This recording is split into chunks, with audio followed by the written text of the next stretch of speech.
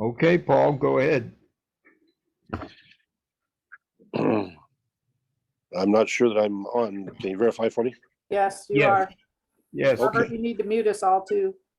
No, if I do that, I'm afraid I might lose Paul. So Okay. I'm going to Okay. hold off on that. If individuals can mute themselves, if you have anything noisy going on, please do. Okay, Paul. All right.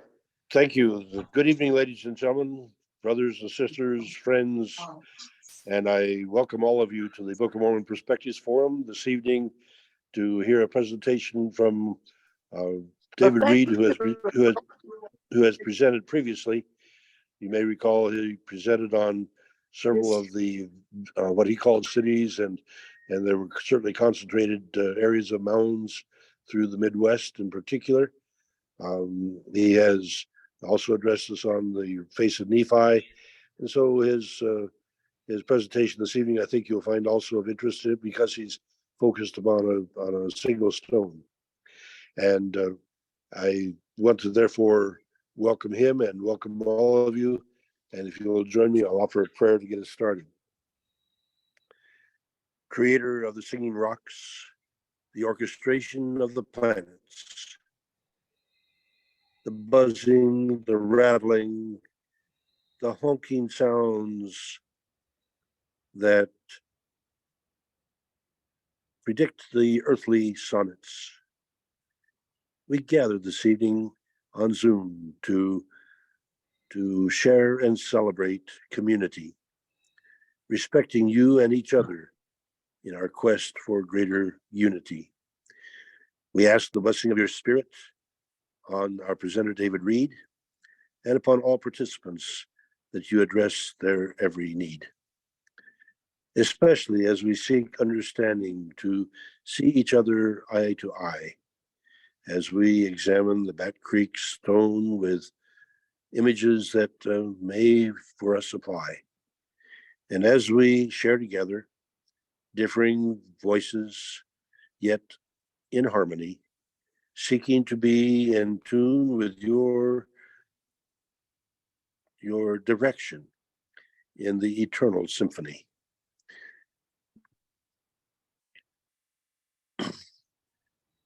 We pray your humbly presence, that your Spirit rests gently upon us as we listen, gain perspective, and attempt to intelligently discuss.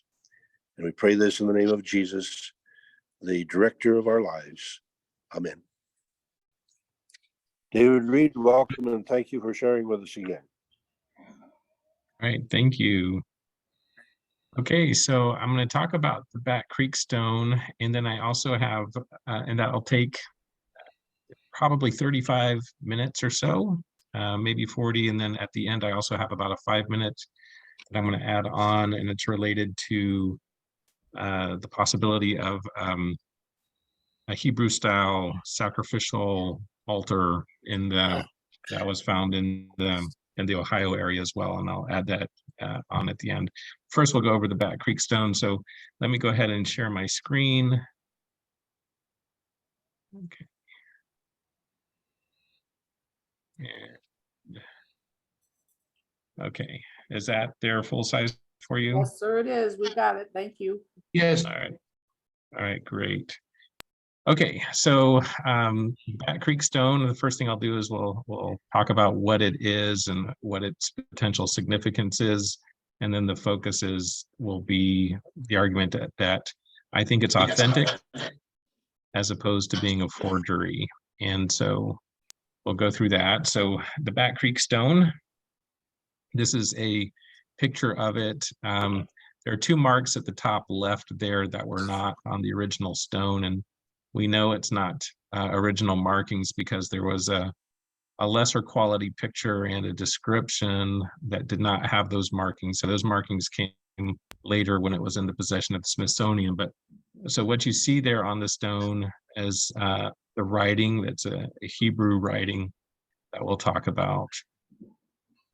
In terms of size, it's only a few inches. It's like something like 4 inches by 2 inches approximately. This is the back of the stone where it was documented and found. All right. So the significance of the Bat Creek stone is that it has writing on it, which is a form of ancient Hebrew. It's essentially indisputable that it's a Hebrew writing. We'll talk about that a little bit. Also, the location that it was found in was in a Hopewell mound that dates to the right time frame for the Book of Mormon. In particular, and we'll talk about this a little bit more, the mound and other items found with it date to the 32 AD to 400 AD time frame. And so it's a key archaeological piece of evidence that would show the existence of ancient Hebrew language in the right time frame for the Book of Mormon. It was found in Hopewell Mound in Tennessee, eastern Tennessee. So if it is real, if it's authentic, it proves the existence of ancient Hebrew in the American heartland and would be likely the most significant archaeological find in the Americas supporting the Book of Mormon. The question is it authentic or is it a forgery?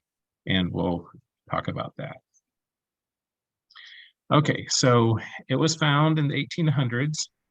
Cyrus Thomas, who was one of the Smithsonian heads, he led the investigations into Hopewell Mounds.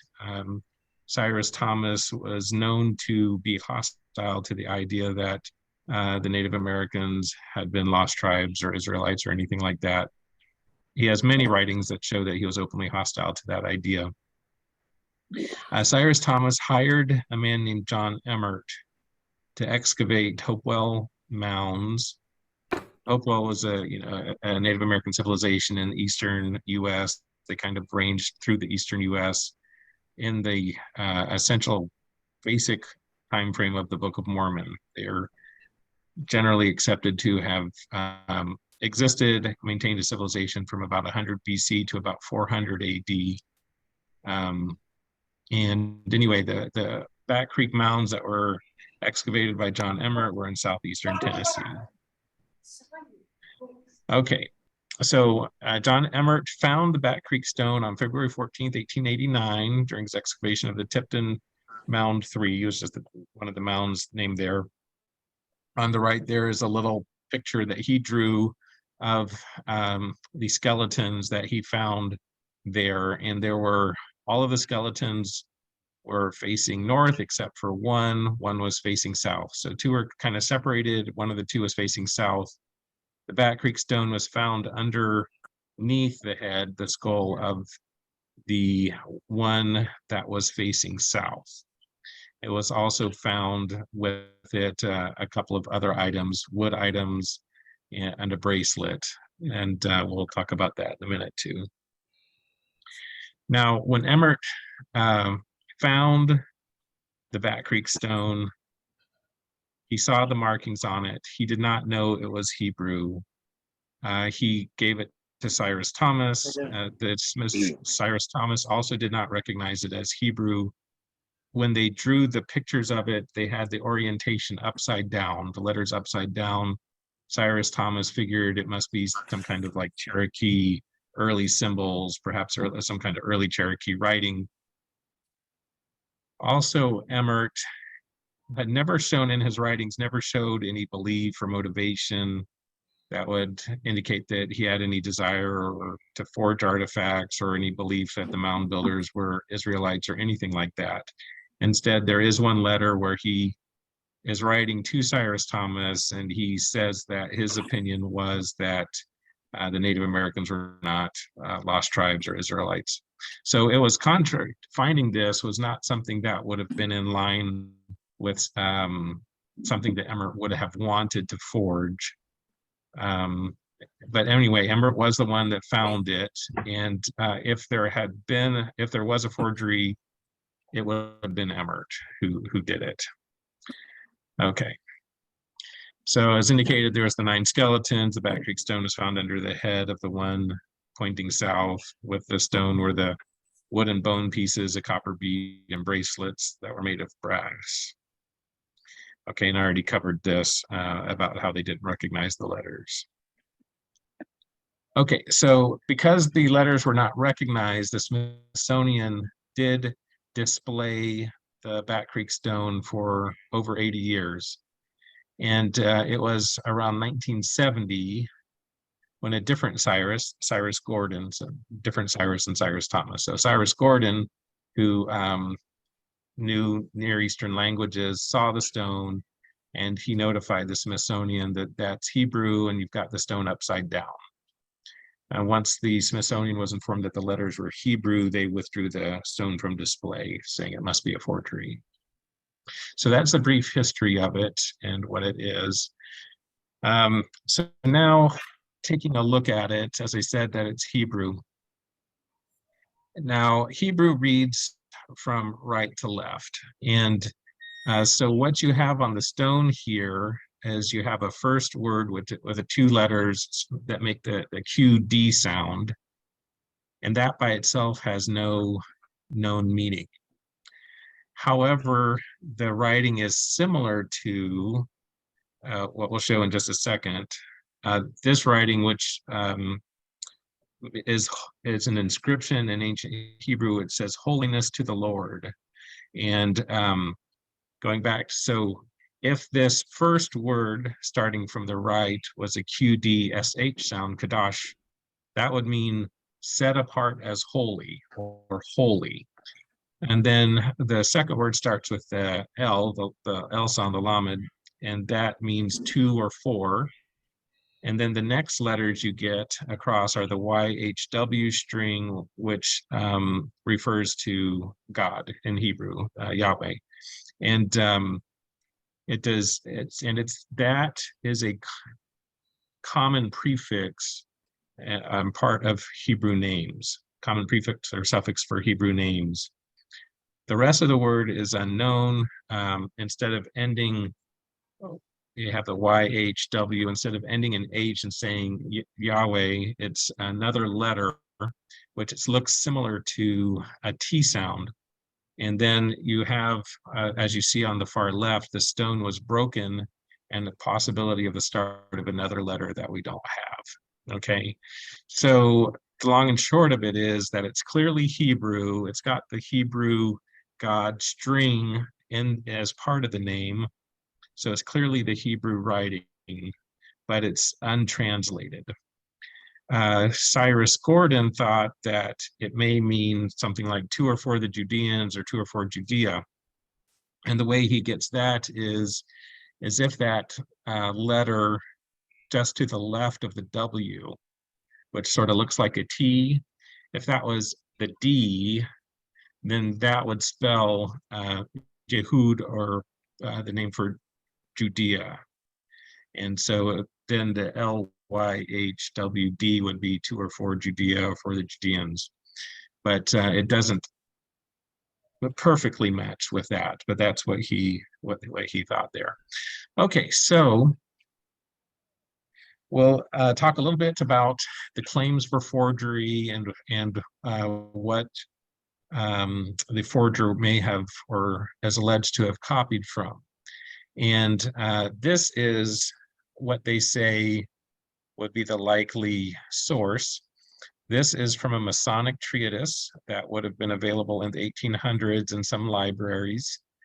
And as it says on there, it takes ancient Hebrew, and it's the phrase "holiness to the Lord." Literally, it's more Kadash is sort of set apart as holy, and then two or four Yahweh. So set apart as holy for the Lord or holy for God.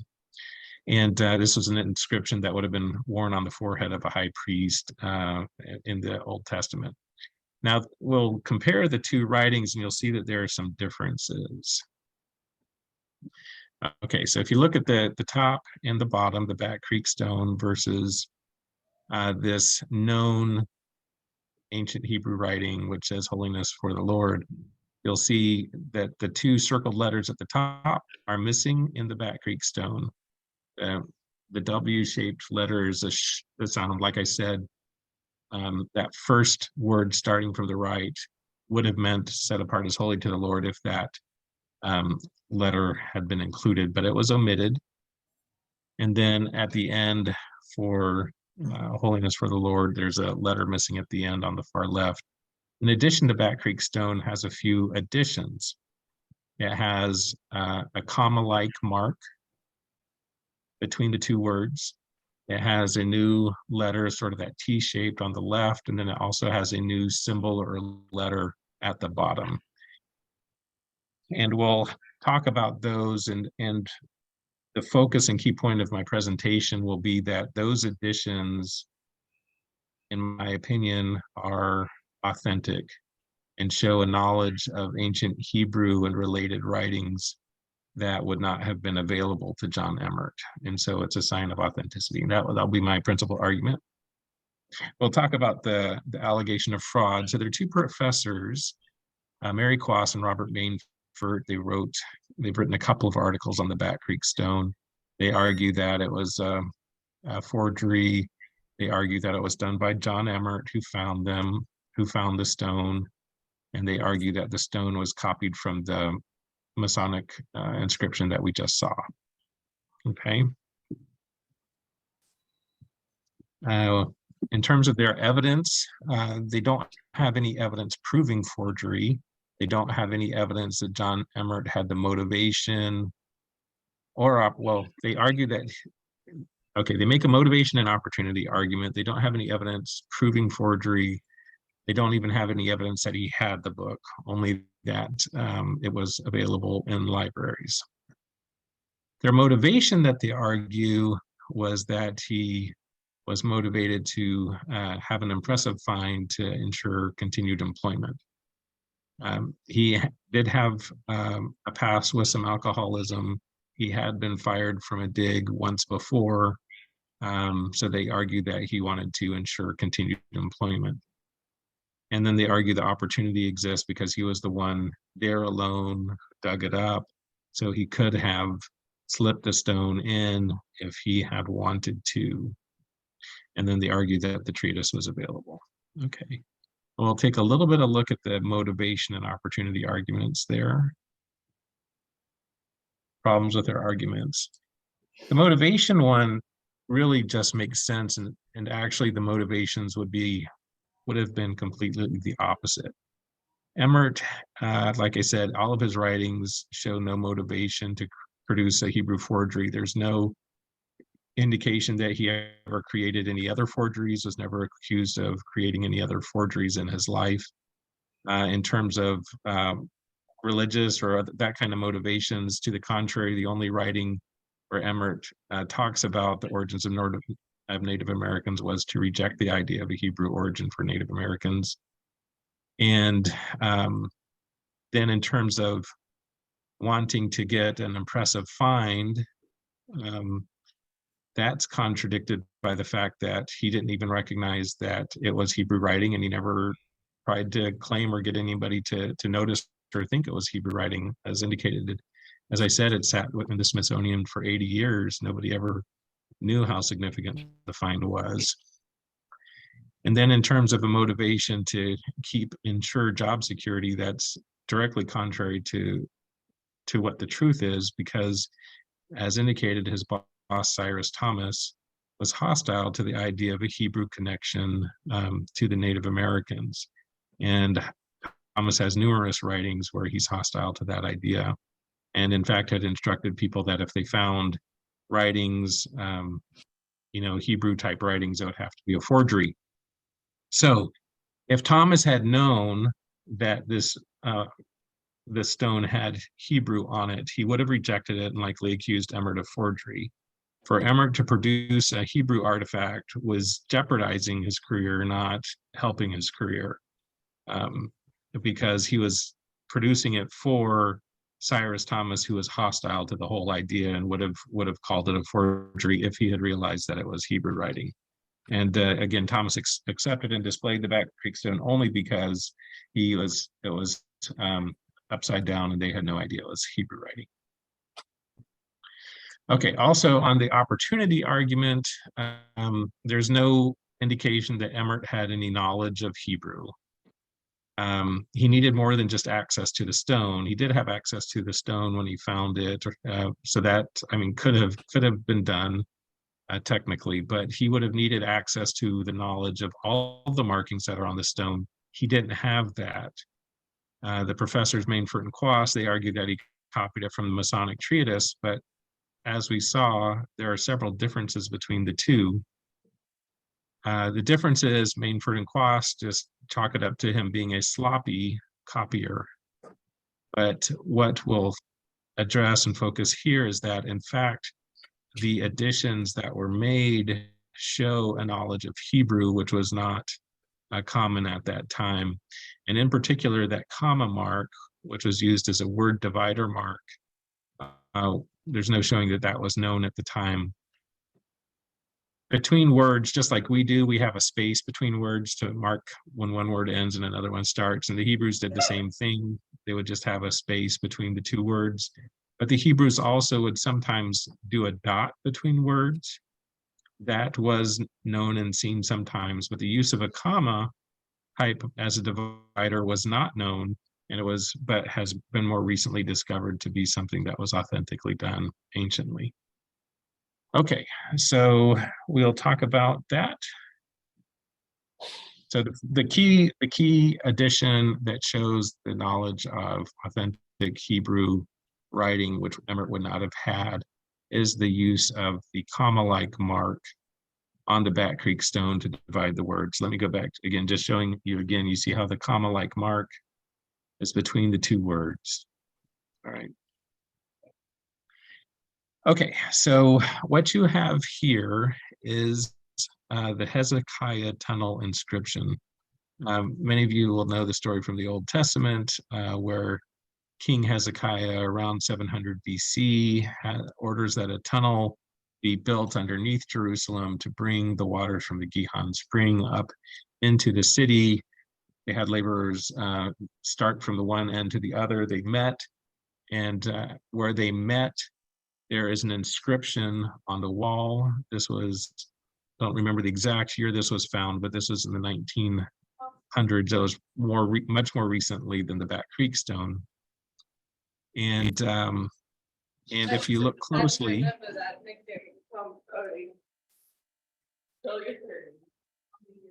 sorry, was there a question? Okay. Okay, no problem. Okay, so we need everybody to mute themselves. I was afraid to do that for fear of losing Paul. It's Paul's phone, Robert, that's doing it. It's background noise with Paul. Oh, do you want to go ahead and mute that? You want me to Okay, do it, Paul? Mine is about to die. I'll shut off and see if I can get my computer to come on. Okay. Sorry, David. Go okay, ahead. yeah, no problem. So anyway, if you can see on the picture there, you have, so this is writing authenticated 700 BC. We know the time frame. And then if you look closely on the right where I have the red marks, there are some words that they use a dot in between to separate, but then you also have use of commas to separate the words. And anyway, so this is something that Emmert would have no way of knowing, and it's an authentic ancient Hebrew grammar. Okay, and I tried to get in a little more but it gets a little fuzzy. But yeah, you can see the commas, the comma-like marks. Okay. Now there are two other markings that were additions on the stone, and I want to talk about those briefly too. The one at the bottom of the stone, where it's sort of like a nail with two cross marks, that one is a similar to the Hebrew letter Samek. And so if you see here on the bottom right, around 1500 BC, the Hebrew form of this letter, they would do sort of like a nail with three cross marks instead of two. And then it evolved to where they had a different form of writing the letter. But in related nearby languages, for example, the Canaanites, they continued to use a form of that letter with two wider marks and then one smaller one. And then here to the left is an inscription from the Beit Lehi site. The Beit Lehi site, as some may know, there are some that think that that could be Lehi's location in near Jerusalem. I don't know if that's true or not.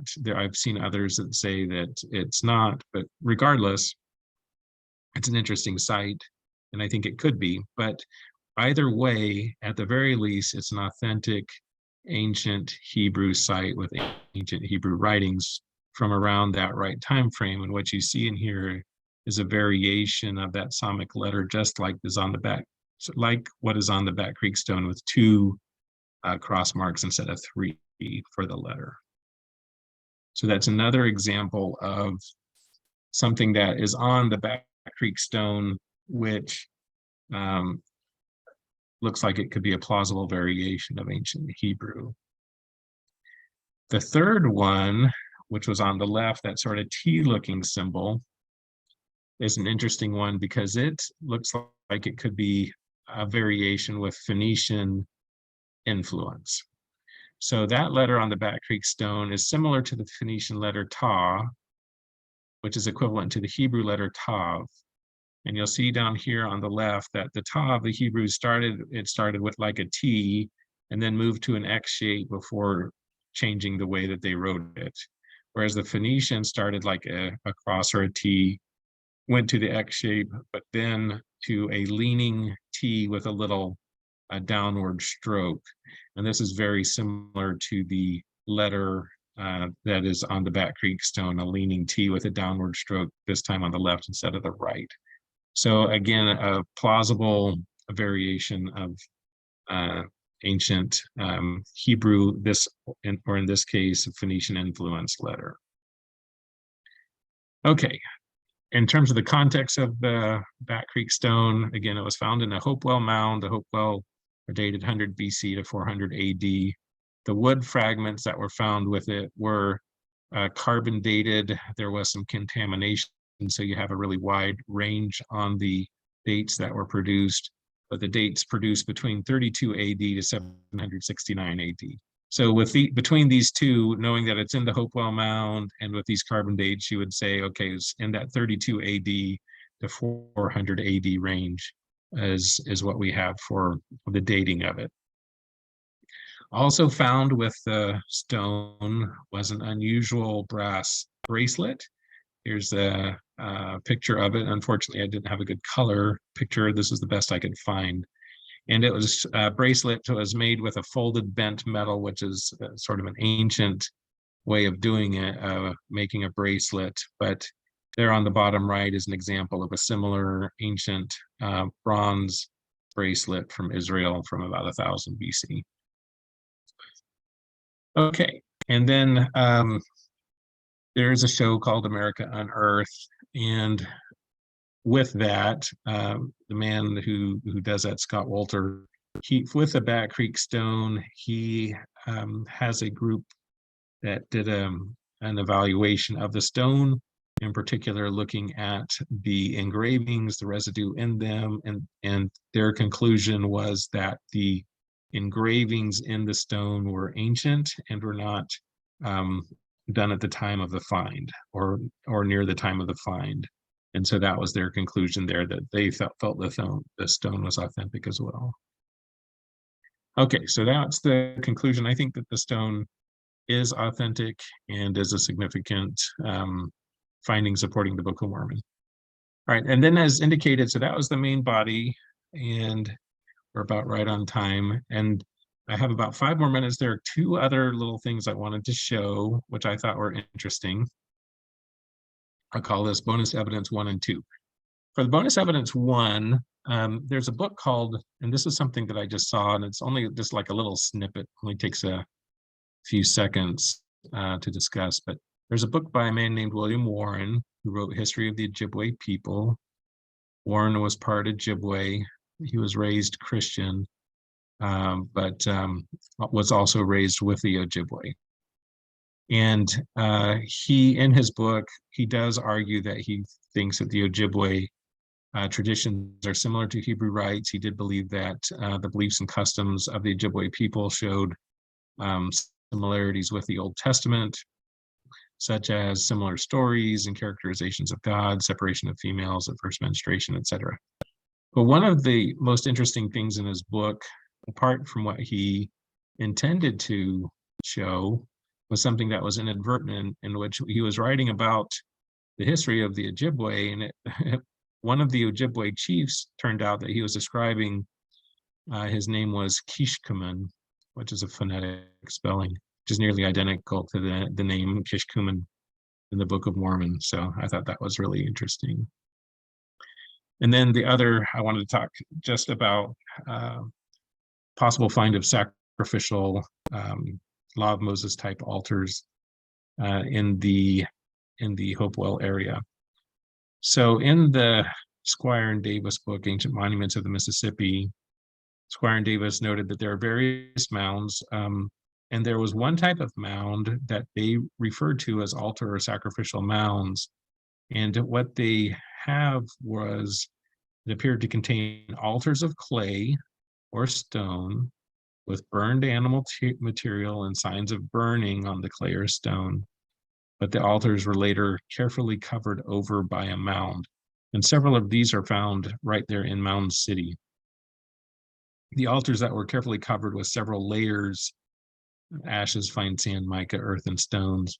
My mother's written a book called A Voice to Shake the Earth, and she was the one that proposed that this was evidence of sacrificial altars from the Law of Moses that were decommissioned and covered over after Christ's resurrection and visit to the Americas. I'll show you an image from the book of one of these. So what you have here, again, is you had a mound on top, and you had this altar. And on the altar, this flat altar, you had this burned clay. They found, like I said, burned animal material nearby. And then it was covered over with these layers like ash, pure sand, large flat stones, etc. And so what's interesting is that this is very similar to what was just recently found with the Joshua's altar on Mount Ebal. And let's talk about that. So again, with King Hezekiah, around 700 BC, he ordered, as indicated in the Old Testament, he ordered that the altars and temples outside of Jerusalem should be shut down and that all worship should be at the temple in Jerusalem. When that happened, the altars and things that were of the pagan gods were all destroyed and completely destroyed. But the archaeologists have found evidence that while the pagan sites were then destroyed, they found one temple at Tel Arad that was buried with great care, indicating a respectful decommissioning of the holy site. And when some people think that Joshua's altar was recently found on Mount Ebal. That altar temple site had been decommissioned in a similar way, where this temple site was covered in field stones. And here's a quote related to the finding of it, that they think it was covered to protect it from desecrators, to respectfully decommission it. And this is a process known today in Judaism, and he gives a word for it. So anyway, and that's it. So the Back Creek Stone, the Kishkumen reference, and the Native American decommissioned altars that match Hebrew practices, in my opinion, all support the Book of Mormon. And that's it. There's my book. And if you have any questions, let me know.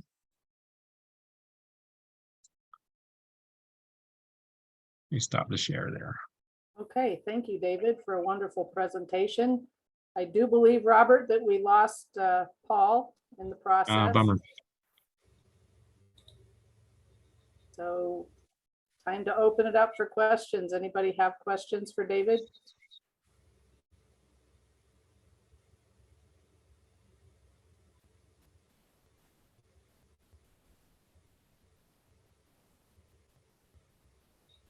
This is Janae, and my husband wants to know if you wrote a book on this, and if you did, what's the name of the book? I have not written any book on this. So I have a book related to DNA in the Book of Mormon, but this was something that I've done nothing other than a presentation for on it. So no book.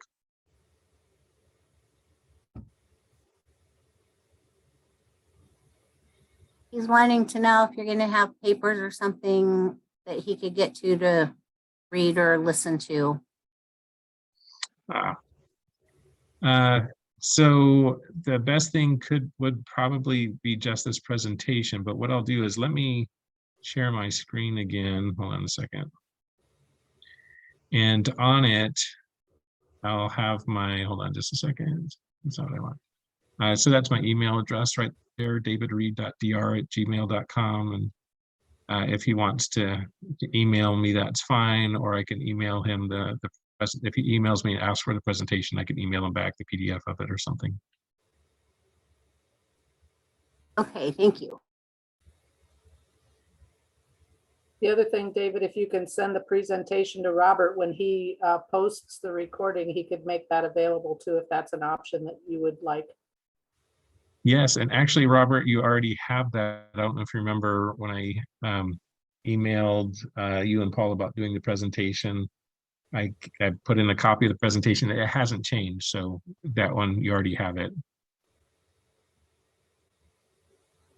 Okay, I can go back and find that. Yeah, I can, or I can find it real quick. Hold on a second.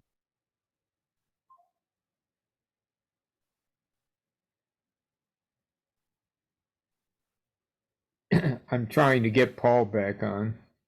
Okay. Let's see.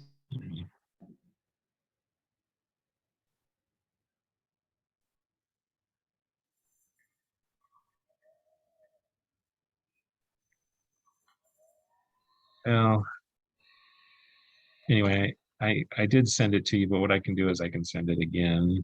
So I'm not still sharing, am I? No, you're not. Okay.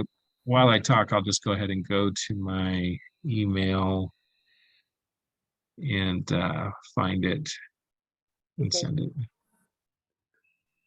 David, we'll get to you in just a minute.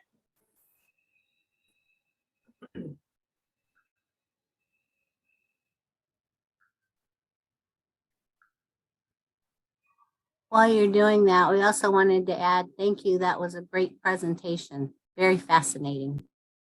Okay, thank you. Okay, there it is, and then I can forward it.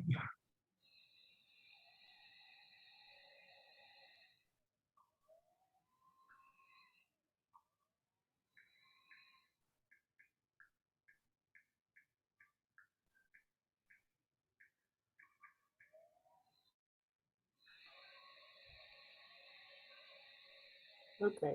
Okay. All right, David and then any DeBarth- other questions? Yeah. David DeBarth has a question. Go ahead, David, and then Dale, you'll be next.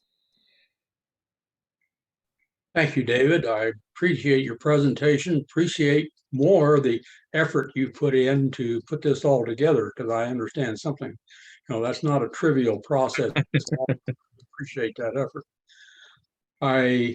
For my own bias, I question whether what you presented is evidence for the Book of Mormon or evidence for an American interpretation for the Book of Mormon, American location for the Book of Mormon, rather than from the Book of Mormon itself, because I know of nothing in the Book of Mormon itself that you've given any evidence for.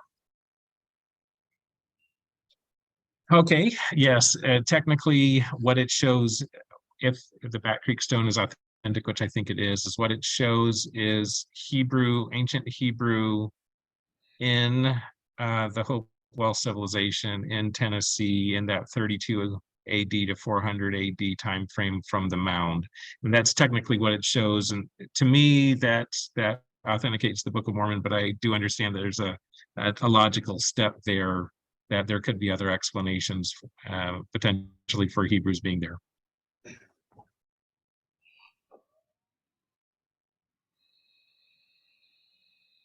My comment, you were talking about Tennessee, and is there not a museum close to Nashville, Tennessee, about the Cherokees and their their Hebrew lineage that they have. I think that may be where it's kept right now. If I recall, when the Smithsonian didn't want it anymore, I think that the Cherokee, that museum picked it up, but I'm not positive on that. But I think that that's who has the stone now. Okay, Wanda, go ahead, please. Sorry about the train. Okay, I just wanted to read something from my book report I gave on this Zoom meeting one time from Princess Little Pigeon and Gray Owl. And she called the book The Cry of the Ancients. But it's a story about another stone that was found in Newark, near Newark, Ohio. And they found a curious stone-lined cavity in one of the mounds.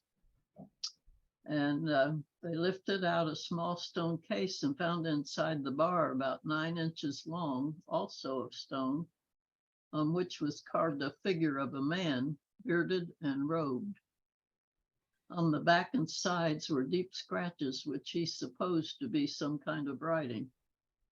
The writings were eventually taken to a Jewish rabbi in Cincinnati who pronounced it Hebrew. It appeared to be the 10 Commandments in a style of writing in use before the Babylonian captivity. Clara goes on to say that the story so sparked their curiosity that it sent them again and again, years upon years, searching out old books to see if there were any other finds. As soon as their day's work was done, and the little ones safely in bed, they flew to their books to read and talk far into the night. She says it took them years to find the stone figure again. It was located in a museum at Coshocton, Ohio. Their son Daniel, the artist, was lecturing there and stood entranced before the case. The curator expressed doubts about its authenticity. Dan replied impishly that it was authentic, all right. He could be a little bit impish at times. But anyway, it just shows that there have been other finds similar to that one. And Yeah, so I'm familiar with the stones you're talking about. So they're called the Newark, N-E-W-A-R-K, Newark, Ohio, Newark Holy Stones. And then the one in particular that shows the 10 Commandments is called the Decalogue Stone. And I have seen them, and they are still at the museum in Coshocton. It's something like Humrick House or something in Coshocton. And just like the Bat Creek Stone, the principal argument is that, yeah, it's Hebrew and everything, and yes, it's with those mounds, but it was likely forgery. So it's the same argument with the Decalogue Stone and the Newark Holy Stones, that they're considered forgeries. The one thing that the Bat Creek Stone has an advantage over the Decalogue Stone and the Newark Holy Stones is that it was the Smithsonian who found it, and again, not claimed to be Hebrew, not recognized as Hebrew for 80 years. So it doesn't have any, the Bat Creek Stone doesn't have any things around it that are consistent with somebody that's trying to make a big find or trying to get press or news or anything. In contrast with the Decalogue Stone and the Newark Holy Stones, they were recognized as Hebrew right off. So you have the possibilities of somebody who, was trying to make a find or splash or news. So I think that they're authentic, but the Bat Creek Stone has those additional factors which really indicate that it clearly was not forged. It's totally inconsistent. The actions around it are totally inconsistent with a forgery. I've heard of other stones that were found in various places, and some of them were like the whatever they called the things they wore on their foreheads with the Yeah. 10 Commandments in them, Yeah. made of leather. But they may have been made by the remnants of the people that came up from the lands wherever they came from. Yeah. To settle this part of the country. I don't know if you know who Little Pigeon was, but she was an Oneida Indian. And her husband was an honorary, whatever they call their leaders, Hmm. honorary. I have met her, Mhm. Little Pigeon, and her nephew. Yeah, I've met them a lot because they lived near here. They lived in Brownville, Ohio. And I took her around with me when I taught music in the elementary schools. And she told stories about the Indians to the children. Some funny ones and some serious ones. But she made it her business to call attention to the fact that she and Gray Owl, to the fact that they needed to get the message to their people about the Book of Mormon, to all of the remnant of the Lamanites. Mm. So this was one of her books that talked about the Serpent Mound and so forth, and how she discovered that they had altered it to make it look like an egg in the mouth of the serpent. But she claimed that it was the separation of the serpent people with the turtle clan offering to go out in order not to decimate the land, because they were eating and all of the animals and using all vegetation, and they didn't have enough to go around. So they separated at that point, she said, and they had maps that they had seen of the Indian maps showing these mounds. So just a side point about that may not have been the only one that existed. That's all I have. Thank you, Wanda. Paul, did you have questions? Yes, I did finally get back on. I had to hike back to the house and plug my phone in, but here I am. I am being heard. Yes. Well, you could be. Good. Well, I am curious because I think, Brother Reed, you indicated that the stone was found with the skeleton facing south, whereas the majority of the skeletons were facing north. I wonder about that because that was other people. You might well wonder what you think of that. So I heard everything except for the last sentence you said. So yes, it was found with the one that was separate and facing south. And what was your question specifically on that? What was your theory? Well, I'm suggesting that because that one was faced differently, the clan to the area rather than a member of. Yeah, so Typically the clan members would have treated the members uniformly outside. yeah, so I think it is curious that it was under the one skeleton that was treated differently from the other. And if you'll remember from and it was under its head. If you'll remember from the inscription, that first word where it was like the Kadash, QD, but it was missing the shin, the SH part. And Kadash means set apart as holy. It's missing the shin part. And I wonder whether that QD part can mean the set apart, but eliminating the holy part. And so I wonder whether that skeleton was being set apart two or four, and it's Hebrew people is what the stone language is indicating. And so it does make me wonder whether that particular skeleton was not part of their tribe or was from a different Hebrew-based people. But, you know, that's just speculation. But yeah, that's kind of the idea that I had in my mind.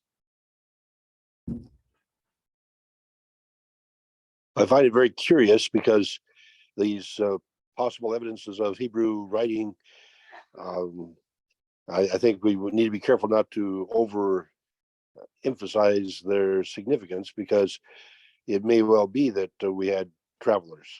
I just came from the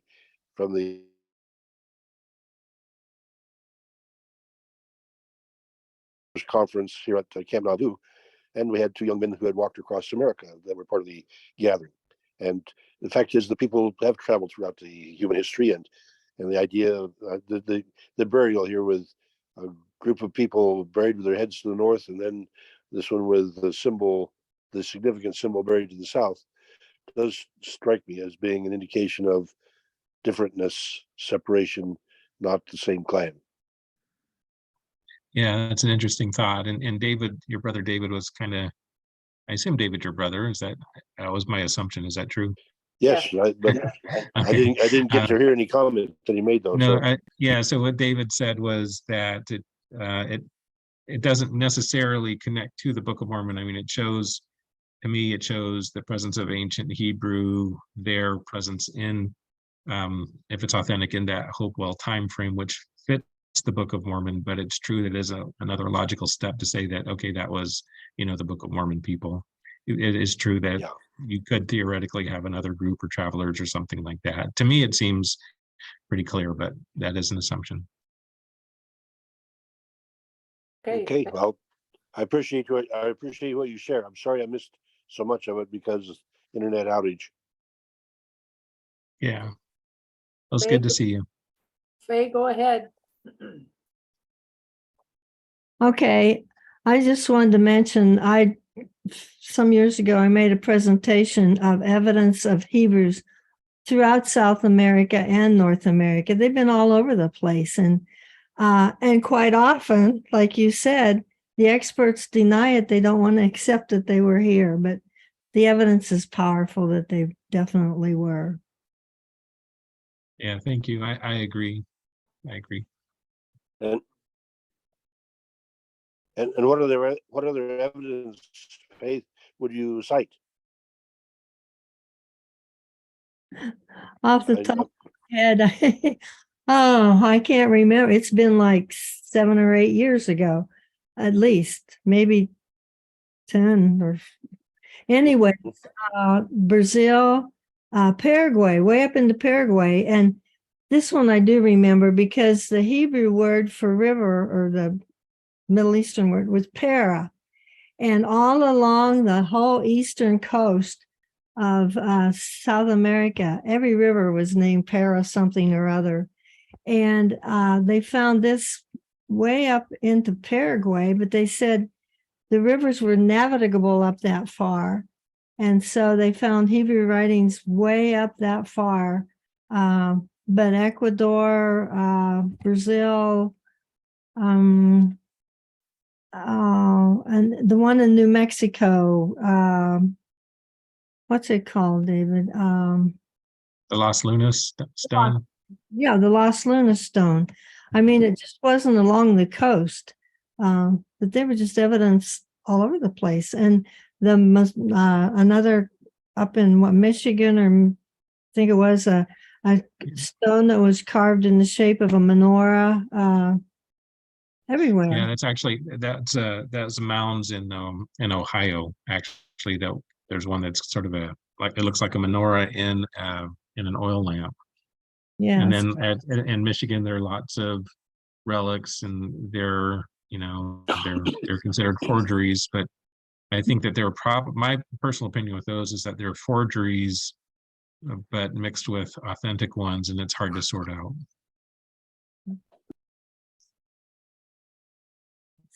David, go ahead, please. David DeBarth.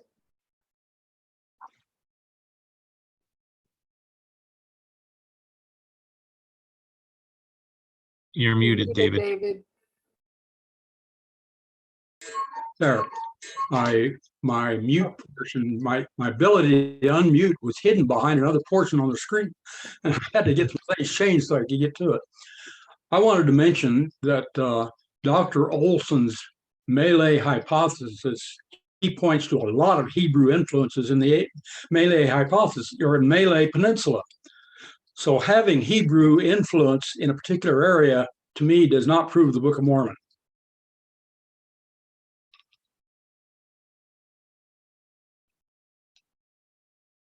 Or disprove, for that matter.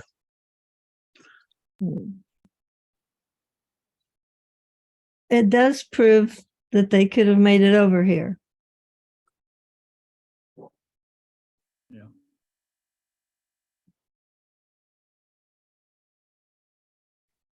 Yeah, I have no real comment on that. I mean, it is true that the Jews were scattered and went to a lot of places, and we don't know where they all went. And so I understand what David is saying, is that the evidence of Hebrew influence being in certain places doesn't necessarily mean that that was the Book of Mormon people. But I still feel, I mean, to me, it's a very strong connection, and to me, it's what intuitively makes sense. And this isn't the only piece of evidence. I mean, there's lots of other stuff which I've talked about before, which I feel like when you look at the DNA evidence, the theories that fit best for me point to the Heartland kind of theory, and which puts that with the Hopewell, which puts that where this Bat Creek stone is, where the Decalogue stone is, and other things. And those aren't the only pieces of evidence, but for me, when you add it all together, it's very strong. But I understand it's not 100%.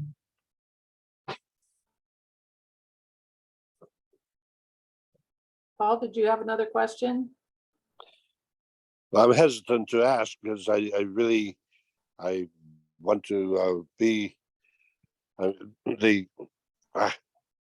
right. Brother Reed is advocating for the Heartland theory, and I understand that this does tend to support that.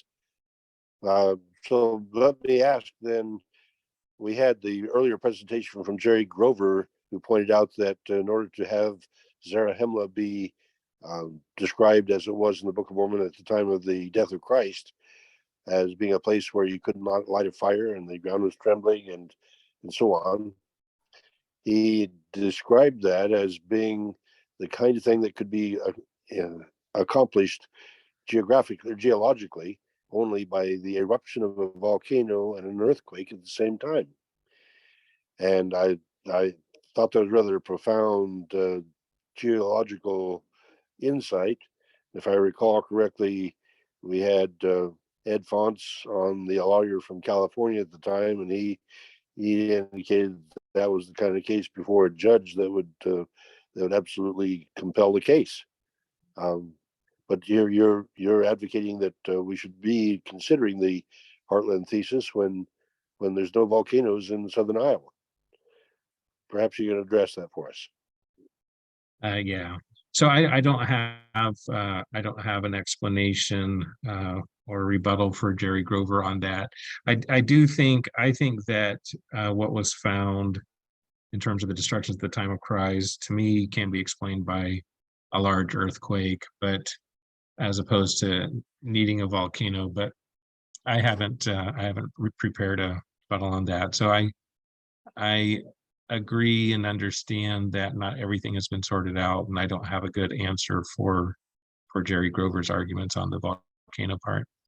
And then the other part in terms of Iowa, as I've mentioned before, Paul, my personal thinking is more towards the Chillicothe, Ohio area as being the center and nucleus of the civilization. So to me, that would be a more likely location for, Zarahemla than Iowa.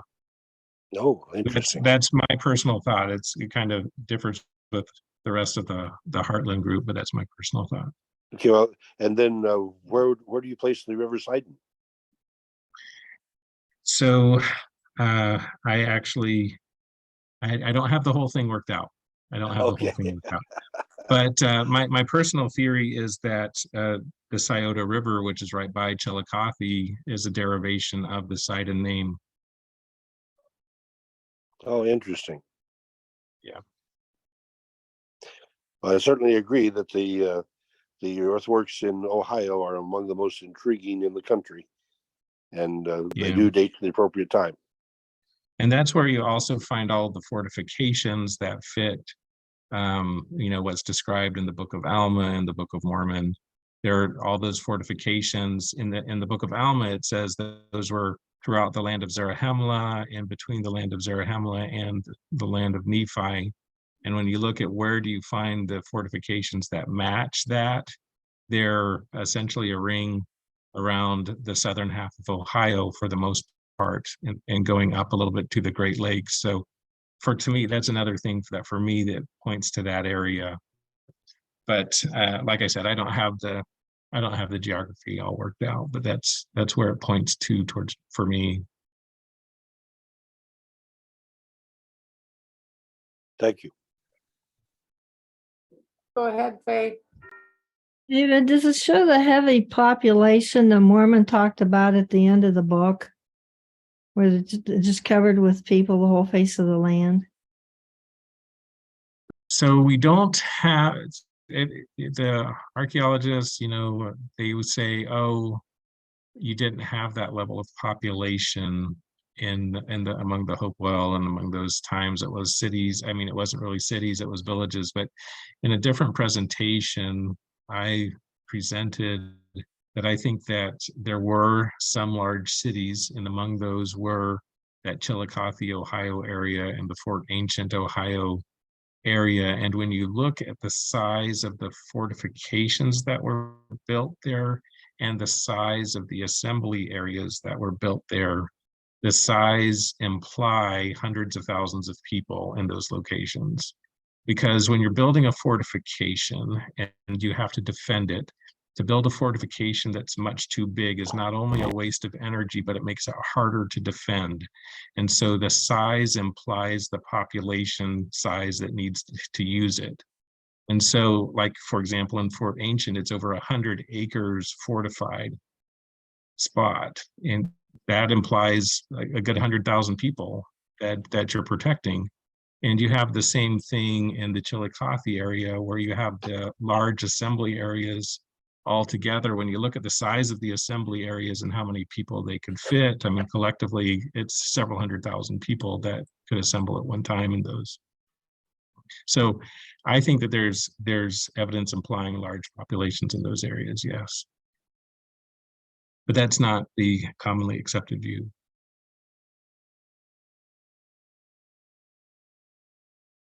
And that's what Paul was mentioning before, where I call them cities. Paul's, as he says that they're recognized as places of higher populations then, but they're not generally accepted as cities in the mainstream archaeology.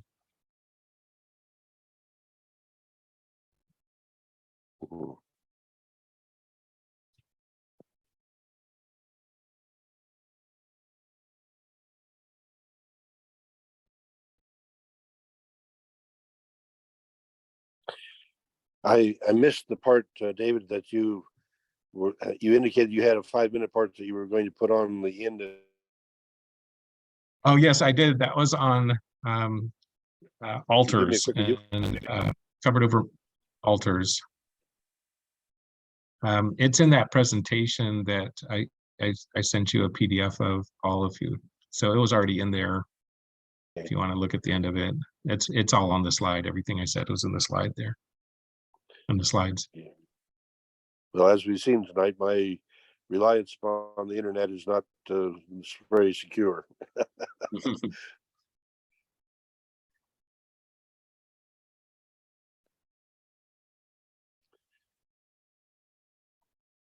All right. Well, any other questions or thoughts people had? Okay, we next week would have our normal review of the previous 8 sessions. David, you're available to come back next week and give us a 5 or 10 minute review? I hope so. No firm commitment on that from me. As you know, my son's in the hospital right now, and it'll just kind of depend on what things are happening with him. Yeah, But I hope so. I meant to ask for prayers for him, but I needed to get an update first. He was. There sounds like a pretty serious situation for him to. Did he fall, or what happened then on his hike that caused him to be so injured? Yeah, so my son Matthew Reed is 19 years old, and he had just finished his college at BYU, and we live in Michigan. And instead of driving straight home, he decided to go up to Glacier National Park and to go hiking there. And he went up there and he went on a solo hike.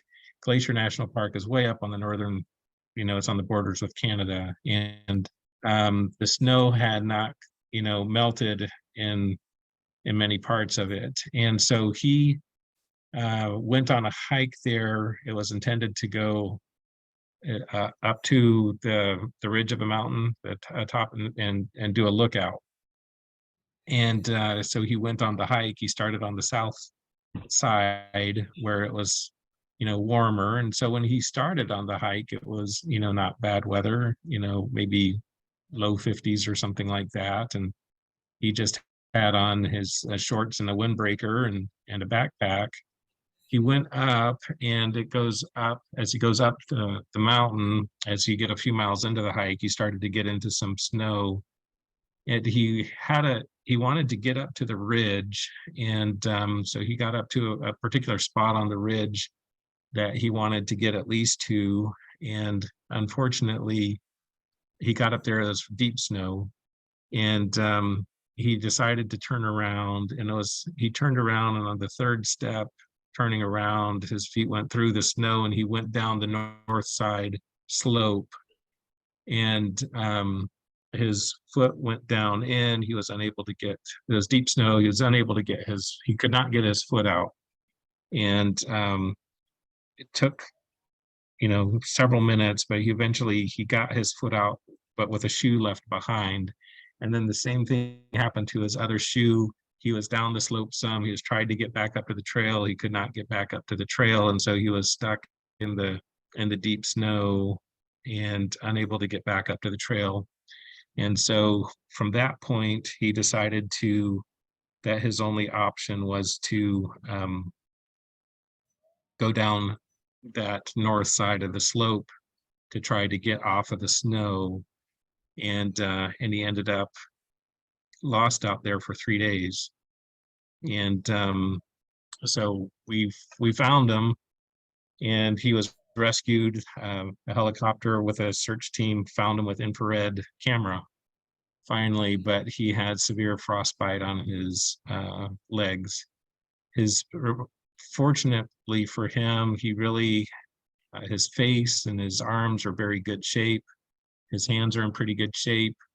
And his legs are mostly in good shape, but his ankles and feet, the damage is such that he's been in the hospital, and it's sort of touch and go as to whether he'll lose the feet or not. And the plan is really, they do hyperbaric treatments and ointments, and they try to promote the healing, but they kind of see what lives and what's viable and whether he'll lose his feet. And we'll probably find that out sometime in this next week or so. So that's why I say I don't know for sure if I'll be available this next Monday. But right now they're in that wait and see period as to see whether they need to amputate or not, and we'll just have to find out.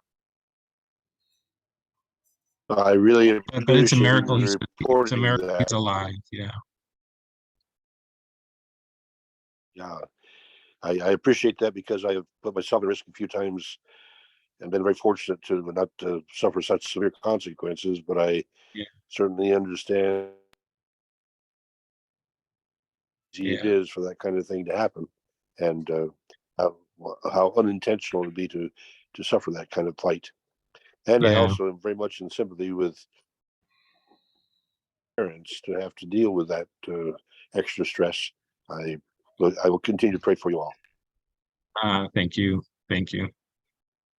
Yeah, and for us, I mean, we're in high spirits. It really was a miracle that he was found, and it stretched the time period where they were starting to think that that he wouldn't be alive, and we were just kind of barely holding on hope. And fortunately, he was found on 3.5 days. It was 3.5 days before he was found. The temperature had been fortunate, it hadn't been as cold as it could have been, but it was really cold. It ranged from the 30s to 50s with a lot of rain. And so that was cold enough to be pretty miserable for him. And I he was in believe the all snow of virtually all that time. I believe all of us can put him in our prayers. Oh, as thank a you. block. Yeah, thank you.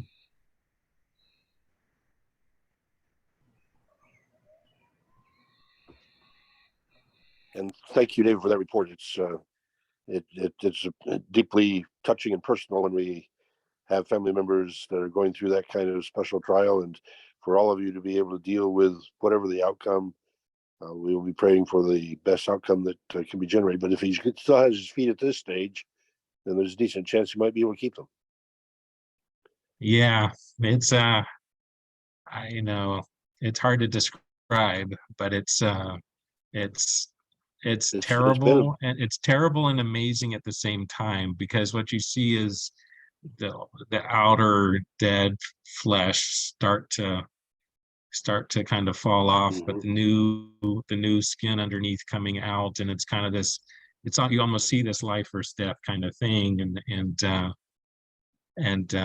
it's very it's it's a dramatic, interesting process, but we're hopeful, we're optimistic, but regardless of what happens, we're very blessed and let me to have share him back. just a rough. Let me share a rough comparison. My brother David and our father were lowering a wagon into the pond so that they could work on the water system, and they had cable in their hands. And the cable had the spurs broken from the wires out, so when the wagon slipped and took off, the cable ran through their hands and just chopped their hands up, something horrible. Yeah. And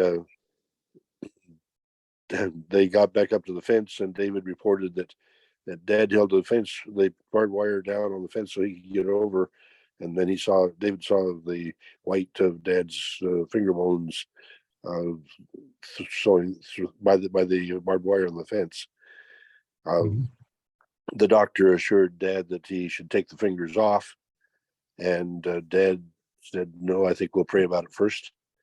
And by praying about it first, and I remember it was late at night, and it must have been several weeks later that because his fingers turned black and then green with gangrene, and Yeah. it looked so it was dead, and yet he came up to our bedroom late at night after 11 o'clock, having pried around in that dead flesh with his pocket knife, and there was some pink underneath there growing, and so we rejoiced that the prayers were being answered, and he got functionality out of those fingers again.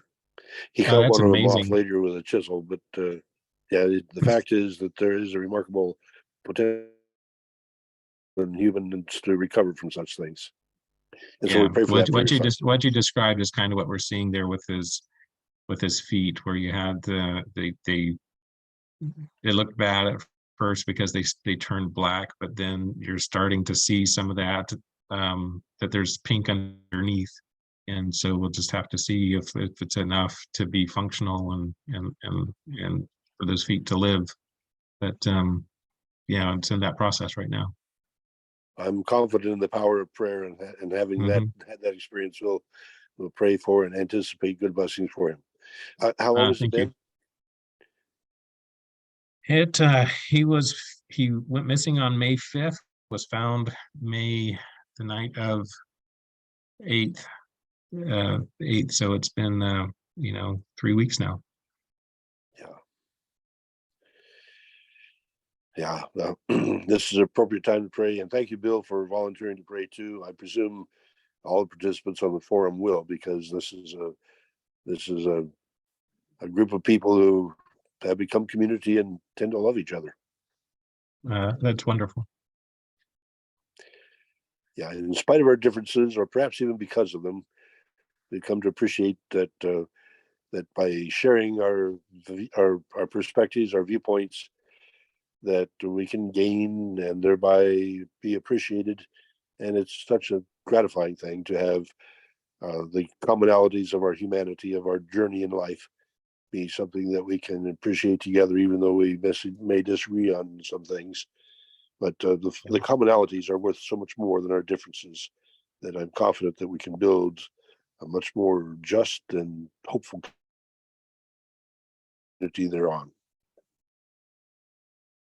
Yeah, thank you.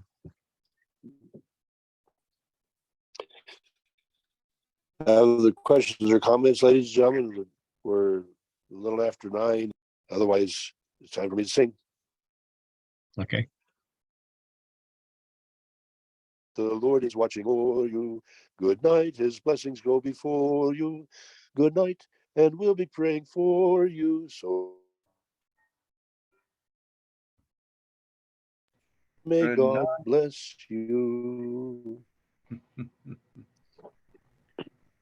I've had this remarkable experience over the last weekend with the Elders Conference. Amen. Amen. Amen. Amen.